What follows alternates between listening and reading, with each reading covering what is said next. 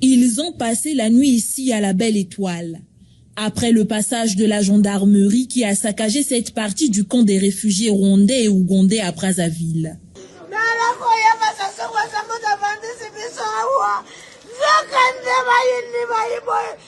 Sur les lieux, la tristesse a gagné tous les visages. Passé nuit dehors, ces enfants sont sous le choc. J'ai dormi dehors parce que les policiers, ils ont détruit notre maison. Le 8 octobre dernier, ce camp a été le théâtre d'une scène surprenante. Comme l'illustre cette vidéo filmée par téléphone, un engin en train de démolir ses habitations de fortune, accompagné d'une poignée de gendarmes. 13 familles sont directement touchées, soit 43 personnes.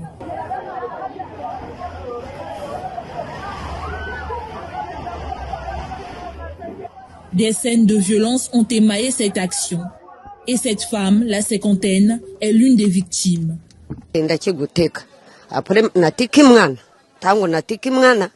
Bakoti badebranje bakatikura badebranje na gazi mwana robi gusara bongo te mutika na benga mama atubi misabiroko barobi kubenga mama te babotori telefone tamba botori telefone batuyama waba bengi ngana yimbara makota ngo nayi nakuti bakomi kote ya mwoto na rakina banda kumisa tukote ya mwoto ni koteri bandira banda kunanga ngana debango na rekani awarisusu nakutane na ba military miba tango basimbinga bakwesinga na miri na sote na yi nakotika na kati ya manjanja pona naro katara sahanu byeni ba military so kiwiti ba moninga bayiba koteninga na kati ya hangari bakoyisaki tango ba koteringa babimisinga tangu babimisinga na papa kubimisanga bongo te na gusuka wapi na samfri ya rakina kati na zuya ngote mutikanga tangu na zoro babatikanga moko abambinga mbata na robi papa na mukuru na mama nayo kubetanga bongo te moko mbondo kina litoi na minote ngana mwana na robi mutikanga apre tangu bango baboyi gutikanga soki chefu moko arobi mama zwaba papiye arati singa rokoro bazobamba Jésus Christ na robi papa kubamba nga ba papiye te na bomi motute murongora nga minote barobi te tukume mayoka. Au moment de l'action, nombreux sont ceux qui étaient absents de leurs maisons respectives, selon les témoignages. On déplore des pertes en matériel et même en somme d'argent. Nazakina biloko nakati biloko tu ebibaki nazakina mbongo 500,000 eloko mususu na akina telefone na sombaki 80,000 telefone wana pe bongaki.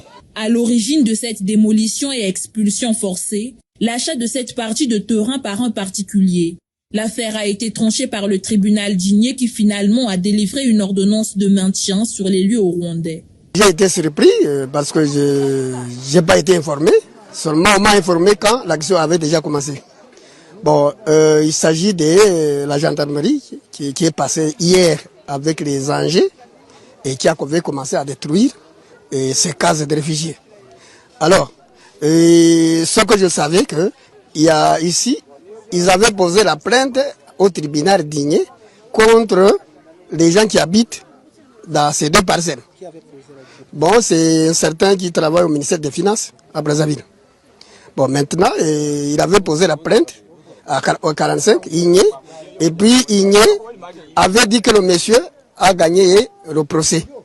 Et le signataire de ce jugement, c'est le greffier. Il a une parcelle ici. Il a acheté la parcelle ici au camp.